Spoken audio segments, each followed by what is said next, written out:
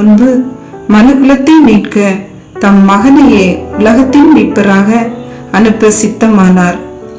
இஸ்ரவேல் தேசத்தின் நாசரேத் என்னும் ஊரில் கன்னி மரியாளுக்கும் யோசேப்புக்கும் திருமணம் நிச்சயிக்கப்பட்டது.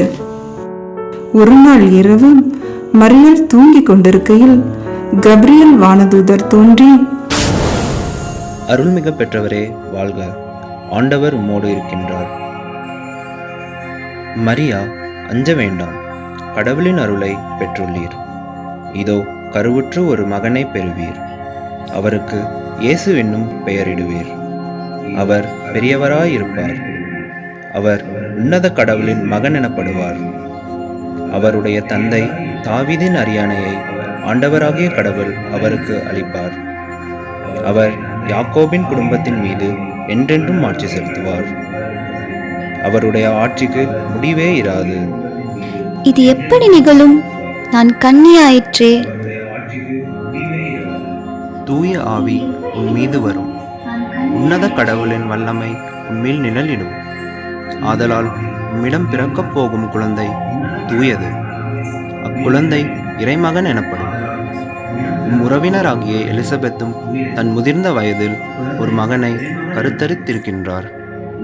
கருவுற இயலாதவர் என்று சொல்லப்பட்ட அவருக்கு இது 6ஆம் மாதம். ஏனெனில் கடவுளால் இயலாதது ஒன்றுமில்லை. நான் ஆண்டவரின் அடிமை, உம் சொற்படியே எனக்கு நிகழட்டும். தனக்கு நிச்சயிக்கப்பட்ட மரியாள் கருவுற்றிருந்ததை யோசேப்பு அறிந்தார். ஆனால் யோசேப்பு நீதிமானாய் இருந்தபடியால் மரியாவை அவமானப்படுத்த மனதில்லாமல் ரகசியமாய் மரியாவை விலக்கிவிட யோசித்துக் கொண்டிருந்தார். மரியாள் மிகவும் நல்லவளாயிற்றே.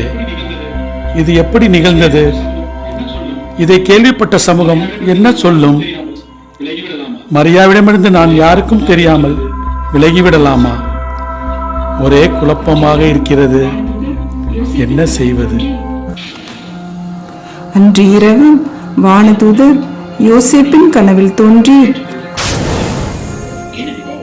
யோசேப்பே, தாவீதின் மகனே, உன் மனைவி மரியாவை ஏற்றுக்கொள்ள அஞ்ச வேண்டாம். ஏனெனில் அவர் கருவுற்றிருப்பது தூய ஆவியால் தான். அவர் ஒரு மகனை பெற்றெடுப்பார். அவருக்கு இயேசு என பெயரிடுவீர்.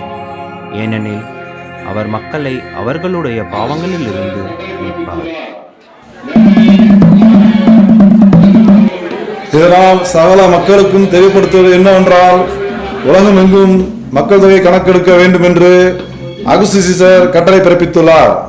எனவே அவரவர் தங்கள் தங்கள் ஊருக்கு சென்று பெயரை பதிவு செய்ய வேண்டும் என்று கேட்டுக்கொள்ளப்படுகிறது. அப்போது தாவீதின் வழிவந்தவரான யோசேப்பும் தமக்கு மன ஒப்பந்தமான மரியாவோடு பெயரை பதிவு செய்ய கலிலியாவில் உள்ள நாசரேத் ஊரிலிருந்து யூதேயாவில் உள்ள பெத்லெகேம் என்ற தாவீதின் ஊருக்கு சென்றார். அப்போது மரியாவுக்கு பேறுகாலம் வந்தது. சத்திரத்தில் போய் இடம் தேடினார்கள்.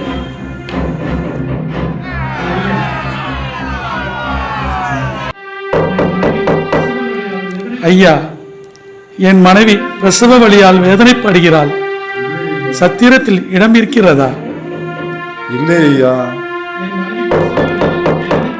ஐயா, என் மனைவி பிரசவ வலியால் வேதனைப்படுகிறாள். சத்திரத்தில் இடம் இருக்கிறதா? இல்லையே ஐயா. சத்திரத்தில் இடம் கிடைக்காததால் அருகில் இருந்த மாட்டுத் தொழுவத்திற்கு சென்றார்கள். அங்கு மரியா இறைமகனை பெற்றெடுத்தார்.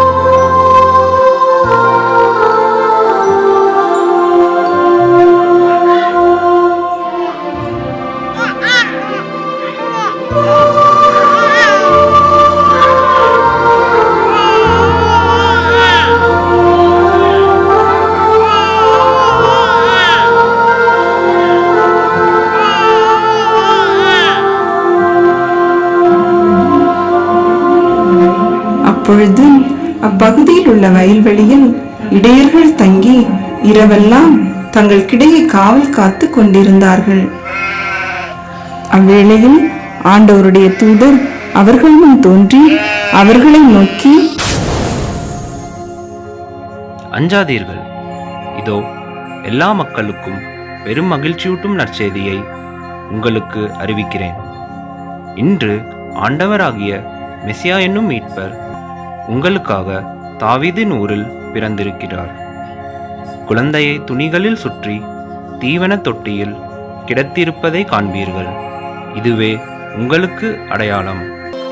வாருங்கள் வாருங்கள், நாம் பெத்லகேமுக்கு போய் ஆண்டவர் நமக்கு அறிவித்திருக்கிற இந்த நிகழ்ச்சியை பார்ப்போம். அவர்கள் விரைந்து சென்று மரியாவையும் யோசேப்பையும் தீவன தொட்டியில் கிடத்தியிருந்த குழந்தையும் கண்டார்கள். பின்பு அந்த குழந்தையை பற்றி தங்களுக்கு சொல்லப்பட்ட செய்தியை தெரிவித்தார்கள். அதை கேட்ட மக்கள் அனைவரும் வியப்புற்றார்கள். ஆனால் மரியா இந்நிகழ்ச்சி